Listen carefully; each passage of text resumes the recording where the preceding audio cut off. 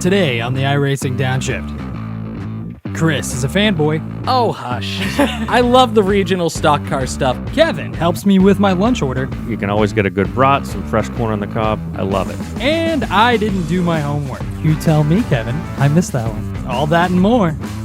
So strap in.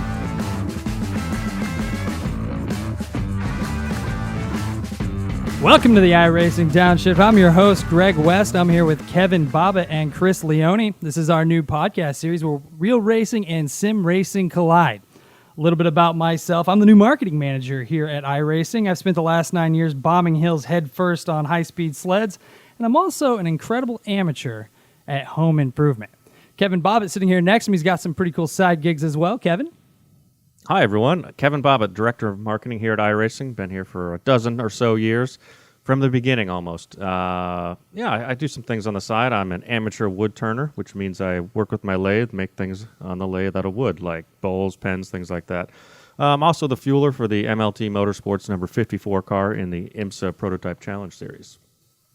LMP3, right? LMP3. Didn't you guys do something kind of good the other day? Or a little while? Thanks for bringing that up. We did win our race. Only our second race ever. We won at Mid-Ohio. Thanks for mentioning that. It was pretty cool seeing Tony Gardner rocking the team polo yesterday in the office. He did have the team shirt on, and it was pretty cool to see the iRacing sponsored car in Victory Lane. It was pretty special. Cool deal. At least your guys' fuel cell was the right size. I'm also here with Rallycross killer Chris Leone. Chris? Hey, gang. Chris Leone, new member of the iRacing marketing department. I was at Global Rallycross for 5 years. Happy to be off the road here in the iRacing office. Between last week and now, became a minor league baseball season ticket holder, and I am slowly migrating my collection of 10,000 diecast. That's not a joke. That's not a Denny Hamlin exaggeration. It really is 10,000 diecast to the office. And I want to say on behalf of everybody, thank you to everybody who has been listening so far. Our first week was awesome. We're on iTunes now. Please be sure to rate, review, and subscribe on there. Please be sure to give us a follow, give us a like, any network we're on, Spotify, Facebook, YouTube. It makes such a huge difference, and we appreciate all of you who have turned into the first episode, and hopefully we'll tune in for many more to come. Yep. Really enjoying this so far, but we're moving on to This Week in Racing. We've got the season debut of the World of Outlaws late models. Chris, tell us about it. Yeah, absolutely. The World of Outlaws Morton Buildings Late Model World Championship kicking off on... Very good. Thank you.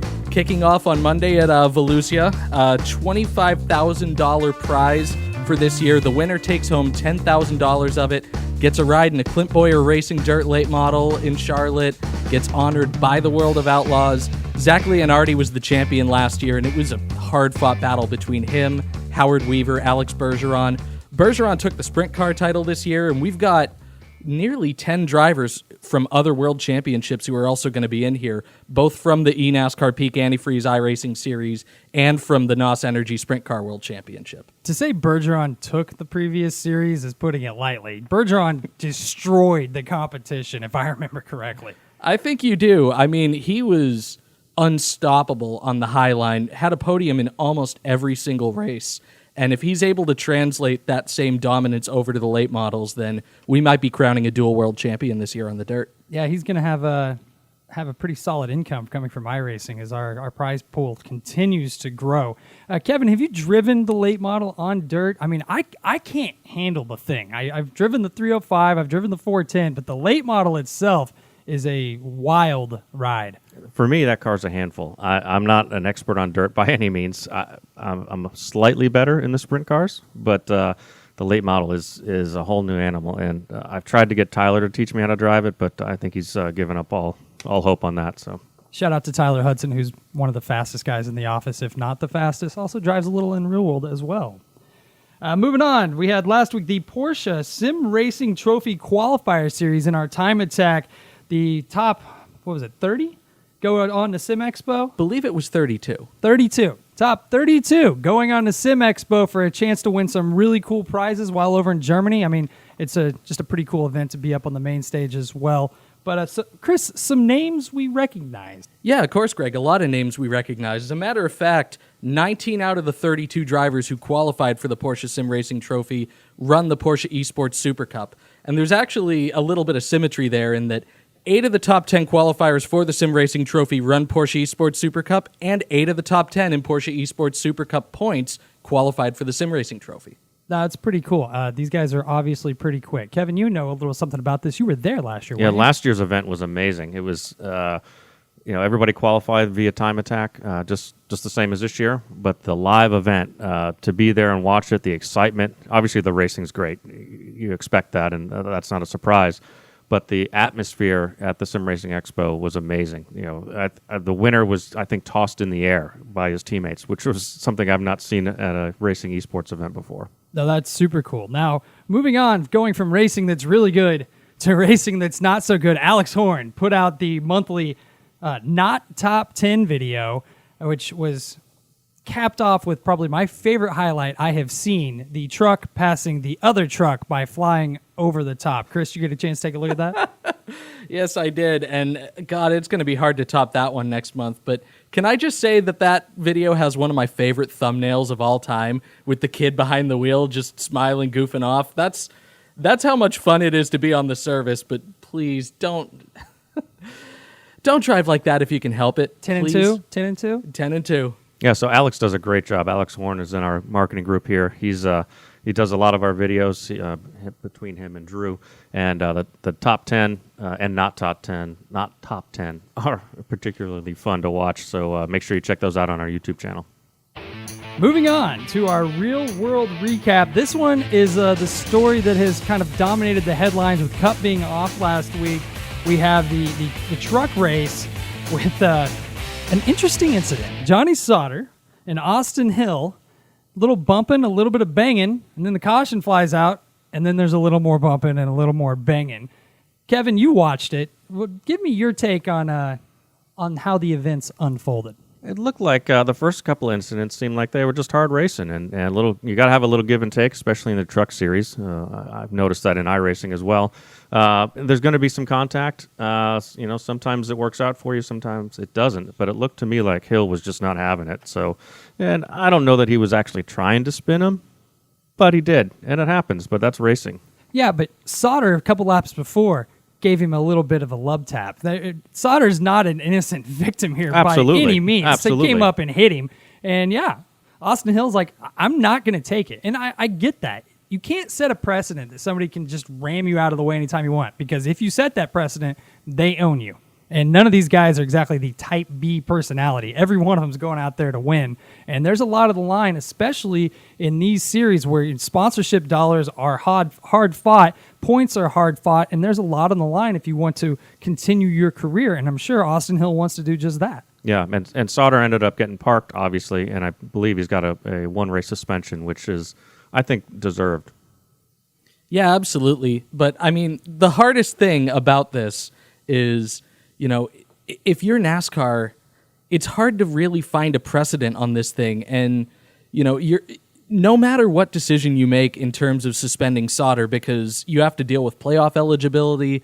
I mean, a lot of the times where we've had incidents like this, they've either been so late in the season where it hasn't mattered. I mean, I remember Kyle Busch and Ron Hornaday, a few years back where this happened, but it was October or November. So for the most part, the season was played out, and obviously Kyle Busch wasn't running for points. So, they had to make a decision that kind of set a precedent here. And to me, it's about how difficult it is, to be an official, whether it's in NASCAR, and obviously our stewards have a lot of the same problems when they have to deal with disciplinary. Here's my issue, though. Bumping and banging under green, that's racing. Bumping and banging under caution when you don't know where the safety trucks are, you don't know where the track workers are. Caution's no-go, in my opinion. I think NASCAR kind of said that as well, because not only did they park him, but they suspended him. But the truck series, the way it works for the playoffs is you have to start in every race to have an opportunity to win the championship. Now, they can give waivers for extreme circumstances, but they parked him, they suspended him, but then they gave him a waiver so he could still win the title. And that's where the gray area is in my mind. Again, I feel like there's really no way to make this decision and really make everybody happy. It's because it happened in the regular season. It's such a difficult precedent to set either way. Now we're going to have people, if this ever happens again, and believe me, it's truck racing, it will happen again. It's a very aggressive, probably one of my favorite NASCAR series. It sets a difficult precedent. So you're still playoff eligible even though you got suspended. Yeah, I have to imagine NASCAR looks at this from a wider perspective, or 30,000 feet. There's business aspects too, right? There's teams involved. A lot of these truck teams aren't not as big as Hendrick or Joe Gibbs, right? So if you get kicked out of the playoffs, what happens to your sponsors? You don't want teams losing sponsorships and possibly folding or putting people off, putting them off the payroll because they can't, the sponsor walks away. So there's a lot of things to consider. On that note, that's why I was really surprised that they didn't simply fine the driver. Why don't you just fine the crap out of Johnny Sauter? Make it hurt, but don't suspend him for a race. Make it hurt him, but don't make it hurt the crew guys that are working in the team, because those are the guys that maybe are going, send that fine over to Hill's team so they can fix the body work. Right? Yeah, but they don't punish the guys that are working day in and day out on the car, because that's what ends up happening. Here's the thing, though. That number 13 truck's going to be open for its next race, and we could see that launch somebody's career. Remember back about, over a decade ago, Ted Musgrave got suspended and Brad Keselowski got in that truck, ran great, put himself in front of a bunch of people. Dale Earnhardt Jr. eventually picked him up. Now we're looking at one of NASCAR's most popular drivers, somebody who won a Cup championship in 2012, somebody who's always in the playoffs. Something like this actually opens up an opportunity for a young driver who hasn't caught a break yet. So in the end, it's a difficult call either way. I think they made the best call that they possibly could, and I think we could see lemonade out of lemons for a talented young driver here. Speaking of not catching a break, let's talk about Ross Chastain. Gets DQ'd after the fact. It's the first time NASCAR has disqualified a race winner since 1960. I get it. I'm all about this. I mean, competitive sports background that I come from, if you broke the rules, for lack of a better term, cheated, and you get caught being the race winner, you're out in any other form of racing. Kevin, you're nodding your head. I agree. The rules are the rules. I don't think we want to debate the actual rule, but if there's a rule written and the teams know it, they got to follow them. It's pretty simple. That poor innocent watermelon had to die in victory lane for nothing. Moving on, let's talk about Christopher Bell. He's one of our guys. Dominates at Iowa. What turned into a kind of a doubleheader in the Xfinity Series. Chris. Oh man, what can you say about Christopher Bell? He's been so fast in those Joe Gibbs Racing Xfinity cars. I cannot wait to see him run him full time at the Cup level. Led more than 2/3 of the laps out at Iowa. I don't know. I'm honestly speechless a lot of the times that I'm seeing Christopher Bell drive, just like I'm speechless right now. He's so good. I think he's ready. I think he was ready before this season.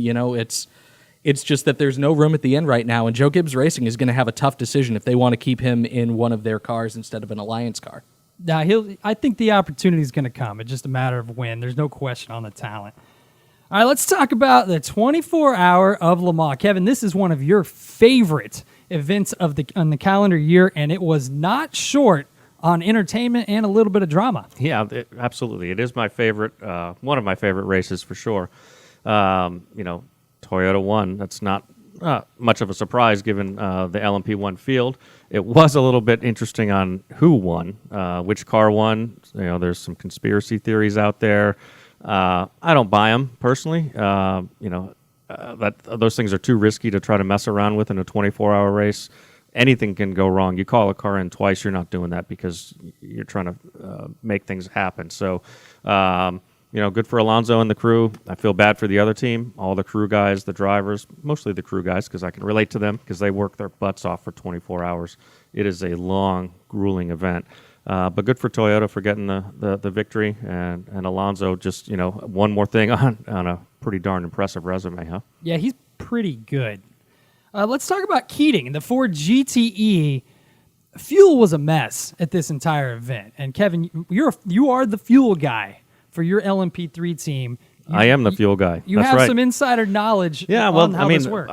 a couple of Ford GTs got caught with too much fuel in the tank, right? Not a lot too much, but over the limit. We just talked about rules in NASCAR. The rules are what they are. I believe my understanding is that the cars were set perfect when they went to France from the U.S., and then there's some BOP done on site, and part of the BOP was changing the amount of fuel they could carry, and sounds like both teams just messed it up by a little bit, but they messed it up. And, it's not like they could run 4 extra laps because they had that much extra fuel, but the rule is the rule. And even Keating said, hey, we messed up. We should have left more room for error. It's got to be crushing. It's got to be crushing to win that race and then, celebrate and then find out later you're not the winner, but it's pretty tough. Now, we did the math on it. They had 0.6 of a gallon extra capacity in the tank, 23 pit stops with the fuel flow rate that's limited. It gave them an advantage of 13.8 seconds. So that is a pretty steep penalty. But they also had other issues with the fuel cell, or is it with the fuel flow? Fuel flow. They were feeding it in too fast. So my series, math is all off. Yeah, well, the series checks that as well, which is. They do a lot of math and they figure out, well, I don't remember the numbers. It's supposed to take 45 seconds and it took, 44 and a half seconds to fill so again, not much. That penalty was only going to be about a minute's worth of time, which would have dropped them from the lead. I think they still would have been on the podium, but then the too large of a fuel tank just ruined it for him. So I heard that Keating is coming back next year. He's taking it in stride. So hats off to him for being upfront about it. And, what can you do? God, it's so frustrating to lose a race like that. But for me, as an outsider, it's so frustrating to see the race decided on Monday, in scrutineering like that. And I have had frustrations with a lot of European series for a number of years over things like this. You got to win the race on the track. I mean, I don't want to go so far as to adopt the old Smokey Eunuch adage, if you ain't cheating, you ain't trying, because I don't think it's that. But I think there are better ways to go about this. I think that some of the penalties that are assigned are just much too harsh. I think it becomes over-regulated, and I think it goes back to Formula One at Montreal, what Sebastian Vettel was saying, where, it basically feels like races get won in the courtroom, and whoever's lawyers are the best wins. That's not racing. Yeah, so why not check the fuel tank before the race? Why not check the fuel flow before the race, right? I mean, obviously there's a ton of cars to do that for, but it's a pretty big race. This isn't just, the local club race at no-name track. It's literally one of the biggest races in the world. The teams are already there for a month plus, so spend another day to check that. And then if you're accurate when we start the race, put a seal on it, call it a day. Whatever happens afterwards, it doesn't matter. And then it's at least decided on the track. Now, are you arguing that's a team responsibility or a series responsibility? I'd say it's shared. It's shared. Well, the team's got to do it. They've got to make the adjustment. But then the series has to come by and say, yep, you match, and you're good to go. Race. Have at it. Yeah, at least Formula One screwed up their call on race day. Waiting until Monday does make it a little more awkward. Other things that happened in the race, big-time iRacer, Nicky Team, racing in the Aston. They qualified on pole. BOP happens, and they really lost any opportunity to make any headway. That's a different story for a different time. But Marco Sorensen, just absolutely bins it into the Indianapolis corner. Big hit, and that's got some other implications moving into next week. Yeah, well, word is he has a concussion, and you can probably speak to the symptoms of that a little bit, right, Greg? I see two of you right now. Lucky you.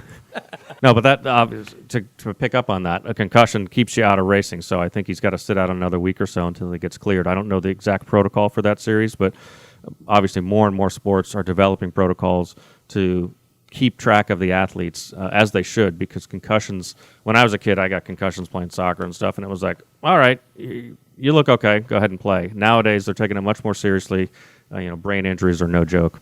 Yeah, big-time iRacing advocate Dale Earnhardt Jr. I just read his new book, by the way. Go grab that if you have a chance. If you ever want to know what it's like to be an athlete or driver or whatever that's going through a concussion, it outlines it really well. I unfortunately have been dealing with this for the last few months at World Championships in Skeleton this year. I hit my head. I didn't think a whole lot of it, and here that was in February. Here we are in the middle of June, and I'm still having concussion symptoms. In fact, I'm not even cleared to return to play as of right now. So it's something that I think that the old culture was just walk it off, tough it out, things like that. But and I embarrassingly may have fell into that category before, but ever since this has happened to me, it has 100% changed my perspective. What can I add something to Le Mans, though? Yeah. I think it's on our list of things to talk about here, and it's a positive thing. The BMW 120 winners, right?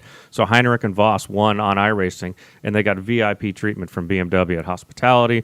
They met the drivers. They did some hot lap challenges against the drivers. Who won that? I think the drivers did, right? You tell me, Kevin. I missed that one. Oh, well, I guess you got to follow them on Twitter then. Apparently. So they did some hot lap challenges right in the VIP hospitality suite, and Heinrich and Voss, I believe, actually lost, which is pretty surprising because those are two pretty good drivers in iRacing. Well, Nick Katzberg and Philip Ing are no slouches either on the iRacing service. They definitely spend a fair amount of time behind the wheel. But it's really cool to see BMW really buying in. It was their idea that to do that event and to come up with an excellent prize pack. So to see them not only just give them the tickets to the event, but full VIP access and really use them as promoting esports. BMW's done a great job recently of doing that, and hoping that they're going to continue on that down that that's path. a big initiative for them, esports, and I'm sure we're going to see them involved with iRacing more in the future. Moving on to the week ahead, this is brought to you by Richard and the guys over at SimLab. If you have an opportunity, get into the SimLab Production Car Challenge. It used to be called the iRacing Production Car Challenge. You have the opportunity to race not one, but two Mazda MX-5s, as well as the Pontiac Solstice, some good multi-class action and races that aren't too long. And one random winner from Season 3, as well as one random winner from Season 4, will be receiving their new P1X SimRacing chassis. It's one of those 80-20 rigs. It's rock solid, valued at around $700. Kevin, they've helped us out at a couple of trade shows, some really cool equipment. I have their triple monitor mount at home. That thing's rock solid. I'm really happy to be involved with. Yeah, it's neat to have them officially involved. They've been a partner at multiple events with us and always provide great product and great support. So really neat to have them on board. And I think that there's going to be a couple of lucky members that are really happy when they get a nice prize like that. Now, remember, that is for participating only. It's not just for the winners. So every time you race in that series, you get an entry into the raffle, and we'll have one lucky winner. So that means somebody like you could possibly win. Somebody as slow as me, or even slower, Chris. Yeah, somebody even as god-awful slow as me. All right, so moving into Kevin and I's new challenge. This thing's had like 3 different names. I think we finally settled on one, the Throw and Go Challenge. It's become a time attack series. If you have a chance, jump into it and beat the living crap out of us. What we do is every week we throw, and by we, I mean Kevin throws a dart at a dartboard that has all of our cars situated on it in some capacity. We immediately sit down in their sims here in the office, and with no warm-up, no outlap, nothing, have to do a lap of the tourist version of the Nordschleife without binning it. If you bin it, you have to bring it home. If you get an X, it's a 10-second penalty. It's nerve-wracking also because any chance you get to try to kick your boss's butt is a great opportunity. However, I'm 0 for 2. But, Kevin, it's been a little more stressful than we thought. It is incredibly stressful. I'll start off by saying I'm 2 for 2. So I just wanted to point that out, but which is impressive for me because there's not many people in the office I can beat, but maybe that's why we hired you guys recently so that I feel better about my sim racing exploits. But no, it was a Corvette DP at the Nordschleife. That's a great car, but man, it is, obviously if you just go out there and you want to do some hot laps, it's one thing. But if you have one shot to do this, you can't drop a wheel, you can't do anything. I haven't driven the DP in months, maybe a year, and it was a challenge. I got out of that, and I was like, whoo, I need a break here. I got to go for a walk or something. So I was pleased to beat you by a couple of seconds. Yeah, you were 644 to my 651, I believe. We have seen a couple of people jump. I think it was a 640, but who's counting? Well, either way, we got massacred already by the guys that have done it in the Time Attack series. And obviously, in the Time Attack series, you can do it as many times as you want. You have as many resets as you want. But if you want to measure yourself against Kevin and I, go out there, do the single lap. You can sort it in the series results to see those that are participating as it's designed. We'll put it up in the forums and definitely talk trash, brag, all that good stuff. We'll do another one next week, and just keep in mind that it's any car in the service, which includes dirt cars, trucks, rallycross, anything. When the 410 Sprint gets hit, I may cry. We're waiting for the Pro 4s. The Pro 4s aren't bad. I drove on there. Jimmy Broadbent did a video with the Pro 4, although he couldn't keep it on the track. So that is interesting foreshadowing. This weekend, we also have the iRacing 6 Hours of the Glen, another really cool multi-class event. Yeah, we've had a number of different team-based endurance racing events on iRacing, special events over the past couple of months, and 6 Hours of the Glen is going to be the latest one. As Kevin will, I'm sure, quickly remind me, I kept writing this as the 6 Hours of Lamacq in internal documents all week because I just had Lamacq on the brain. But 4 different sessions. It's going to be exciting to see who comes out on top. A lot of our top road racers have been able to win the events at Lamacq, the events at the Nurburgring, so on over the past couple of months. So it'll be exciting to see if we have somebody different on top. We have another new series kicking off next week, the Skip Barber Mustang Series presented by Lime Rock Park. It's going to be a fixed series going on for 8 weeks.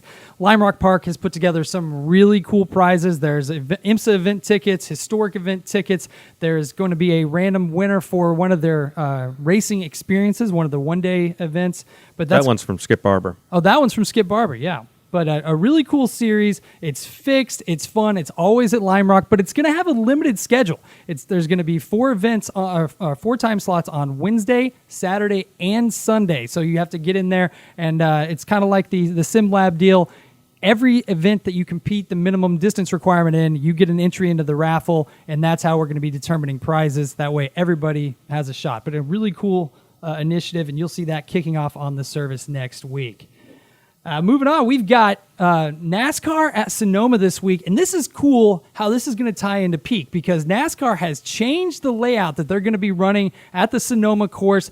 They're bringing back the carousel. They haven't had it since, I believe, 1997. Mark Martin won that race, but it has changed the game and inserted a couple of passing zones. Chris? Yeah, the carousel is honestly one of my favorite sections of any road course in the U.S., and as we saw in the Peak Series race, it's going to be a zone where people are going to get aggressive. People are going to go out and try to make passes there because it's kind of uncharted territory for a lot of these drivers. And as Greg pointed out during our research, I believe Kevin Harvick of the active drivers has the most experience, having run Winston West in 1995. Oh, wow. You didn't even write that down. You pulled it out. Nice job. Hey, you told me about 2 or 3 times in pre-prep. I can't forget it that quickly. But, anytime you have a track change, a layout change like that, drivers are going to get aggressive into those new sections, and I think we're going to see plenty of that this weekend. Well, we have some drivers preparing for it in a couple different ways.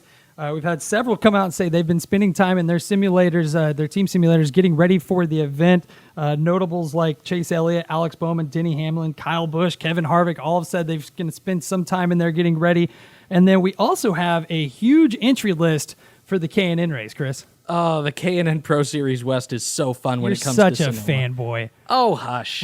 I love the regional stock car stuff. I mean, I watched so many Busch North races at New Hampshire Motor Speedway growing up. It's a fun formula. It's so different from the Cup cars, but, just having that seat time and the track layout, a lot of guys are going to take advantage of that. Austin Dillon going to be in that race. Ryan Preece is going to be in that race. Cole Custer dropping down. There's going to be some real bona fide talent, not to mention some of the old guard have kind of come out to make it interesting as well for the full-timers. It's not the only road racing we have going on this weekend. IndyCar, also at Road America. And speaking of fanboys, Kevin loves this track. One of my favorite tracks to visit. I've been there multiple times as a fan, as a crew guy. Why do I love the track, Greg? Thanks for asking. It has the best food of all the tracks in America. I'm just saying. I don't know why, but you can always get a good brat, some fresh corn on the cob. I love it. Most tracks, it's probably a frozen hamburger, maybe a frozen hot dog, and that's about it. Love the food there. New Garden won last year. Think he'll win again? I don't know. I'm going with Simon Pagenaud. I'm a Seems Rossi like he had a fan good now. good month. Rossi has sold me since Indy. I just want to see him win a race right now. Oh, and Rossi's been fantastic, but this has been a Penske and Ganassi track over the past few years since they brought it back. 7 out of 9 podium finishers have either been on Penske or Ganassi. Where do you pull these stats from? This isn't my only gig, guys. I have to write on real world stuff too. We're going to start referring to him as Stat Guy, not Chris, starting next week. Thank Also, you. we have the 24 Hours of the Nurburgring, which Nick Tandy. Friend of iRacing, he's participated. He uses iRacing all the time. He was at the event with Porsche in Leipzig. He's obviously a Porsche factory driver. Just competed at Le Mans, finished on the podium, I believe. I think he was his team was third, which is pretty darn good. And now he's at the 24 Hours of the Nurburgring a week later. It's unbelievable. I've been to multiple 24-hour races. I've worked 2 of them as a crew guy, and they are grueling, absolutely grueling. I've not been a driver. Maybe they get a little bit more rest because they can take naps. But to do 2 weekends in a row, that's impressive. Where's your favorite spot to post up as a crew member to get a quick 10 seconds of shut-eye? Do you have a spot in the garage you pick out, or? Well, when I was working at Daytona, it was hard. You had to find a place away from the rest of the crew because if you started dozing off, they'd start messing with you. That figures. All right, and our last segment today, and this is one I'm pretty excited about and one that Chris is a little bit nervous about because he doesn't know what we're going to say.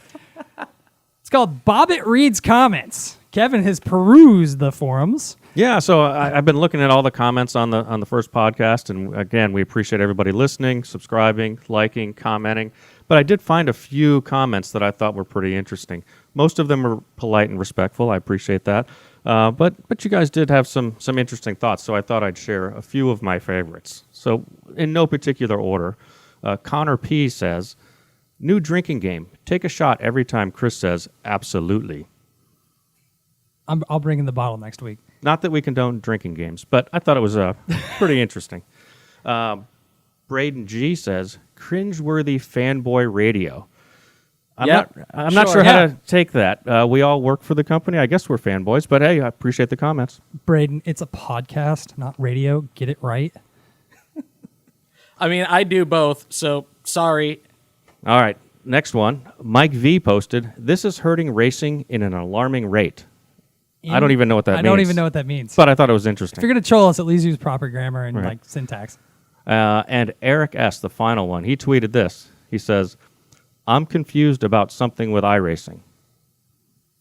Doesn't elaborate, does he? That's it. But Okay, I'm a well. little confused on some things too. So Yeah, anyway, I appreciate all the comments, both on Twitter, on Facebook, everywhere. It's been great. Keep them coming in. Maybe you'll make the podcast. Can I ask Eric to tweet back at us and let us know what you're confused about? I think we can help. We have some insider information, Eric. Let us help you out.